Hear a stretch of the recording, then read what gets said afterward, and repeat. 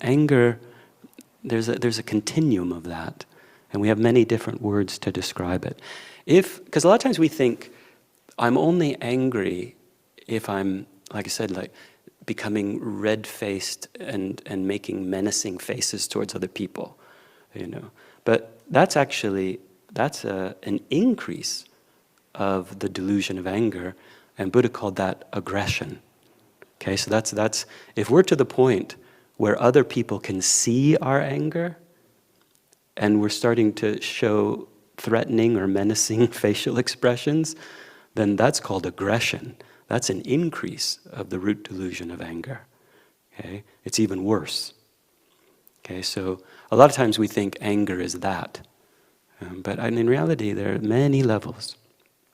But the point is, whenever this bad mental habit, which is by nature an unpeaceful, uncontrolled mind, whenever it arises, we lose our inner peace, the source of our happiness, and we can easily engage in the causes of suffering because we've lost control over our mind.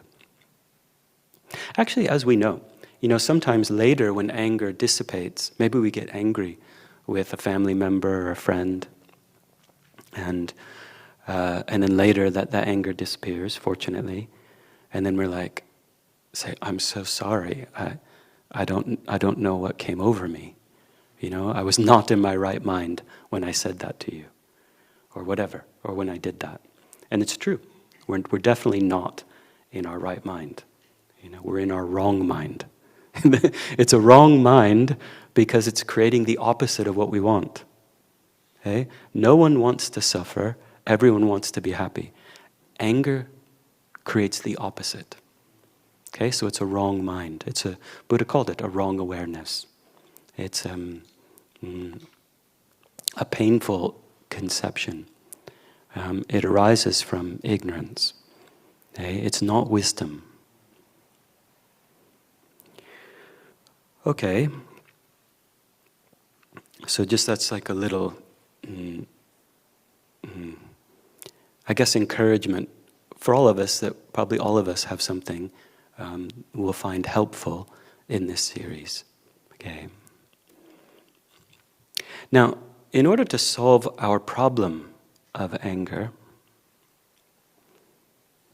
I know it's easy to kind of think, well, what I'd really want to know is how do we solve other people's problem of anger? Because if that would be solved, my life would be a lot better, right? I mean, and it's people we see on our televisions, people we see in the neighborhood, people maybe in our family.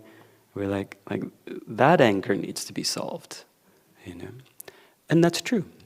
If they want to be happy, if they want to find a meaningful life and create harmony with others, if they don't want to suffer, they also need to solve their anger problem. That's true.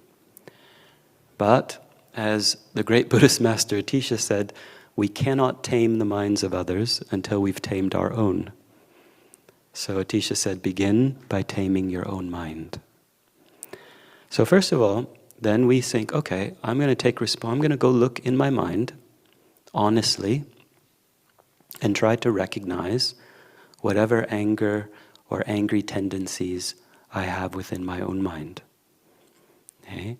And then acknowledge how that anger, however it's manifesting, harms both myself and others.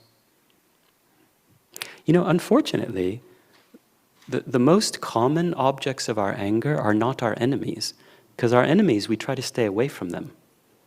So who is it? It's our loved ones, the people we're around. And then they end up becoming the object of our frustration, irritation, or anger. So we need to recognize it within our own mind, acknowledge how it harms both ourselves and others, and then learn to appreciate the great benefits of being patient in the face of difficult situations or difficult people. Anger and patience, and you can even say anger and compassion, are opposites.